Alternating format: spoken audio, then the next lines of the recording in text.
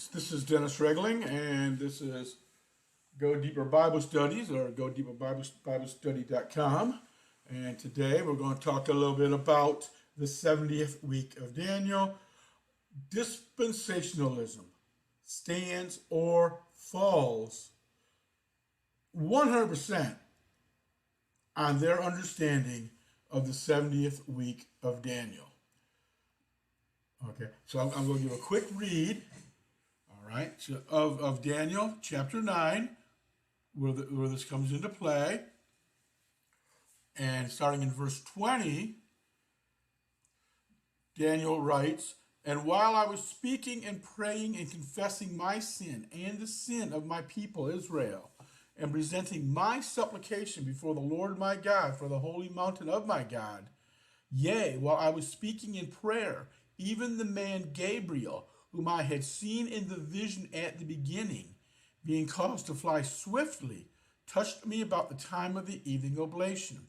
And he informed me and talked with me and said, O Daniel, I am now come forth to give thee skill and understanding. At the beginning of thy supplications, the commandment came forth, and I am come to show thee, for thou art greatly beloved. Therefore, understand the matter and consider the vision."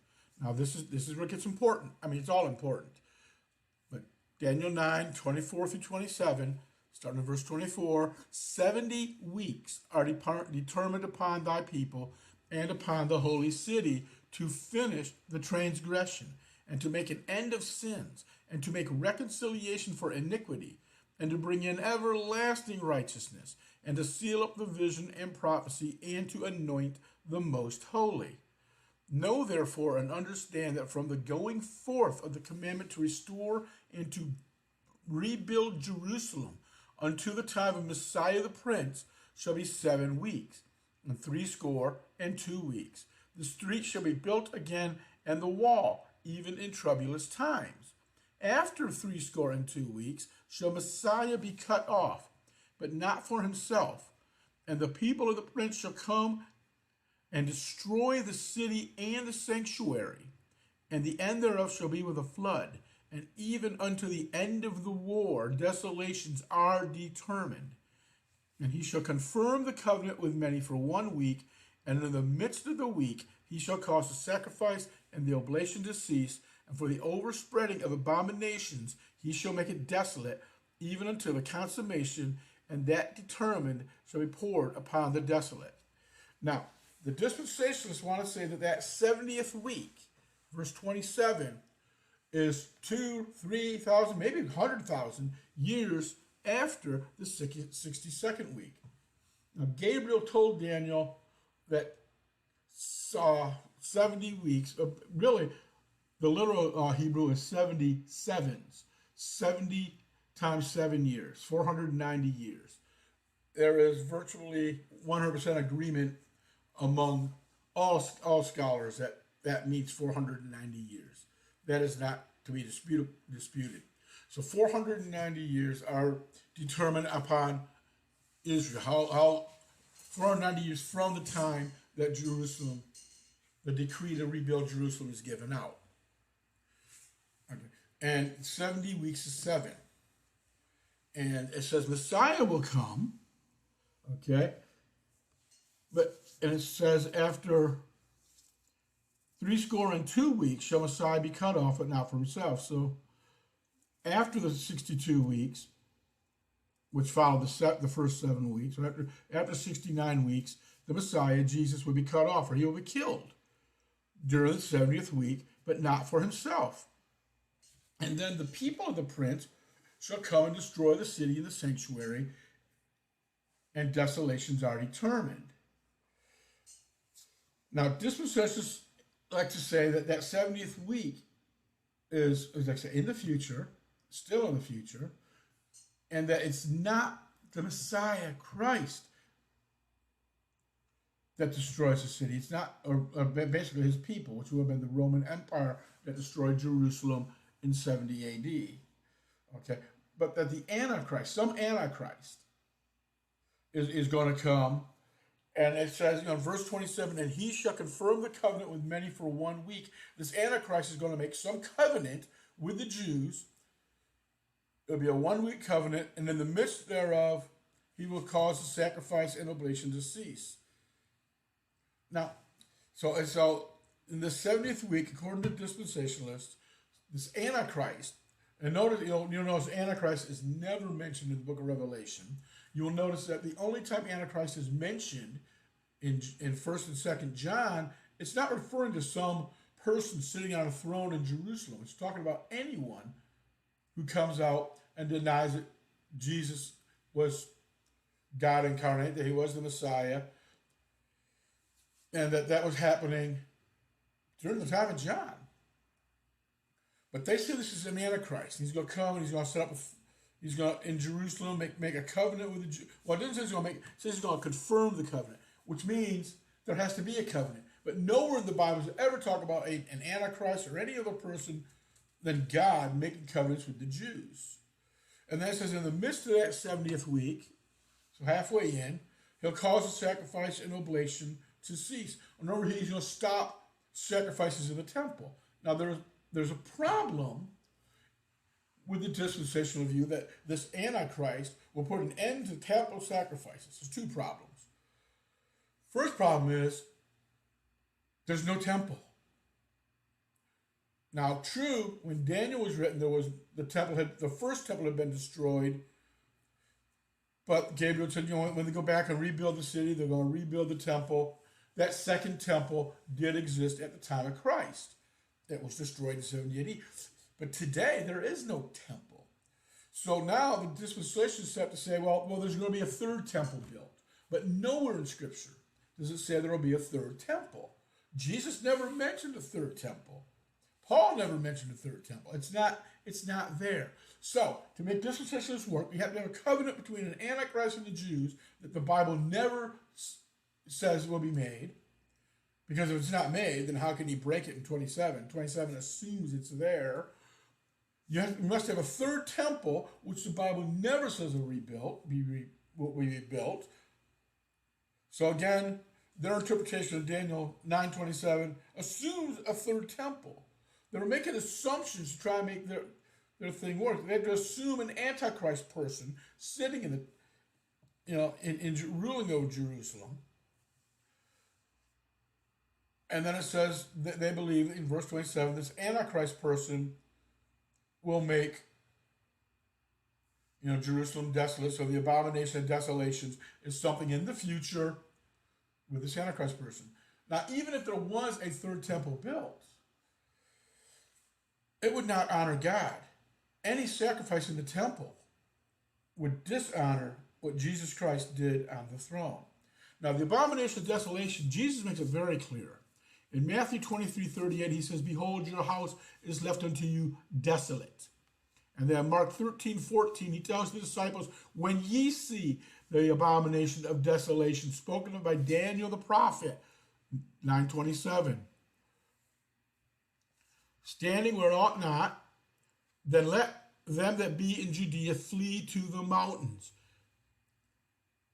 So he told the disciples when they saw the abomination of desolation, they should flee to the mountains. Luke said, when you shall see Jerusalem surrounded with armies, Luke 21:20-21, know that the desolation is near. Then let them which are in Judea flee to the mountains. So the surrounding of Jerusalem with armies was a sign that desolation of abomination was coming upon Jerusalem, upon the temple. Matthew 24:15-16 also says, when you see the abomination of desolation, flee. It was finished.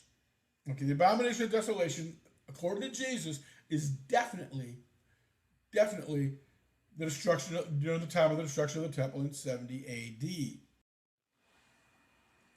The dispensationalists want to say that the whole 70th week is in the future and that all these things are happening on these false assumptions.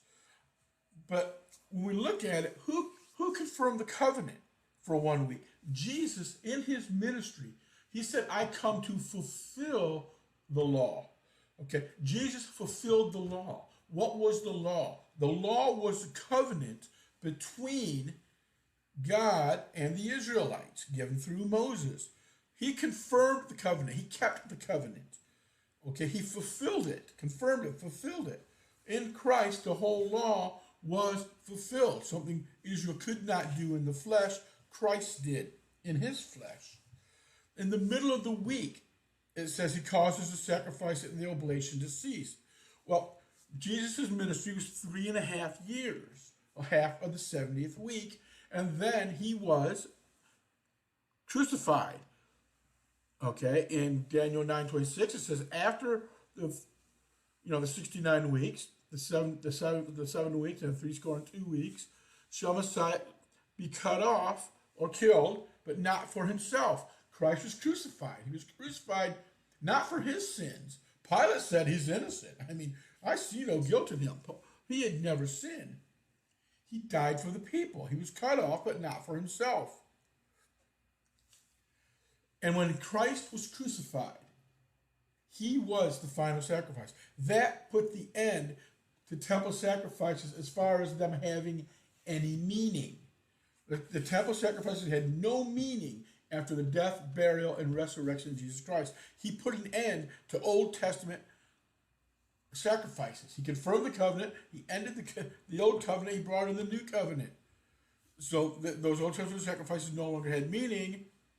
And within that generation, 40 years later, the temple was completely destroyed. There is no more sacrifice.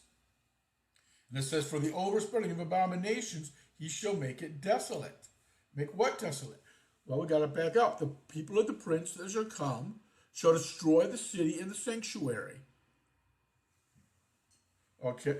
And as I already read, Luke, Mark, Matthew, all put that abomination of desolation with the destruction of the temple, the sanctuary, in the first century. When you see and you read and understand what God had told Daniel, and you see the fulfillment of all this in the first century, dispensationalism completely collapses. Dispensationalism must have a third temple. It must have a covenant between some mysterious Antichrist person and the Jewish people. It must. Then there's a rapture before this tribulation. They try to make the tribulation, the 70th week of Daniel, which it does not say. They want to have a 7-year tribulation. Well, that 70th week is a 7-year tribulation, and yet nowhere in the Bible are the words tribulation and 7 years put together. The Revelation does not talk about a 7-year tribulation. When Jesus mentions that there will be a great tribulation during the destruction of the temple in that time period, in this generation, the generation he was talking to, he says nothing about being 7 years.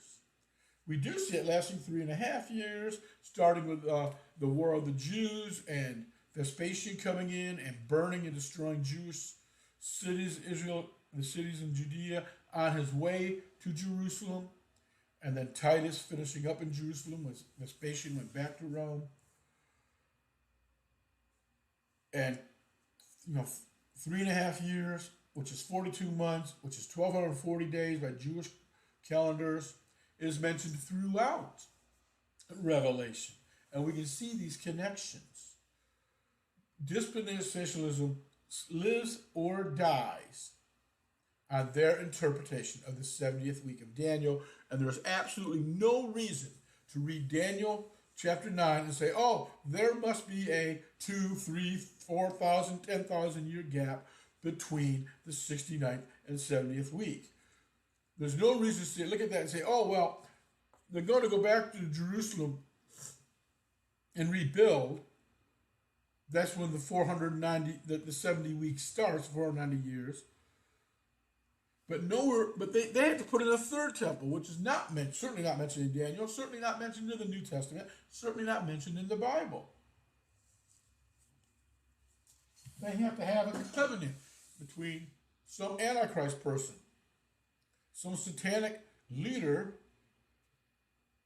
and yet the only person who makes covenants with Israel is God. And he made two. The first covenant, which Christ confirmed during his ministry or fulfilled, and the new covenant, which started with the death, burial, resurrection of Jesus. Dispensationalism just does not stand. Thank you for listening. Please like and subscribe to this video. I am working on a series on the book of Revelation, starting with Old Testament prophets. This would be part of it. And it'll probably take me a full year to complete the whole study. This is not going to be a wham bam, here's Revelation, we're done. It's going to take time to break things down, to see what the Old Testament prophets said, how they're referenced in Revelation, and then to actually get into Revelation chapter by chapter, verse by verse. Again, I thank you for listening. This is Dennis Regling. Peace be with you.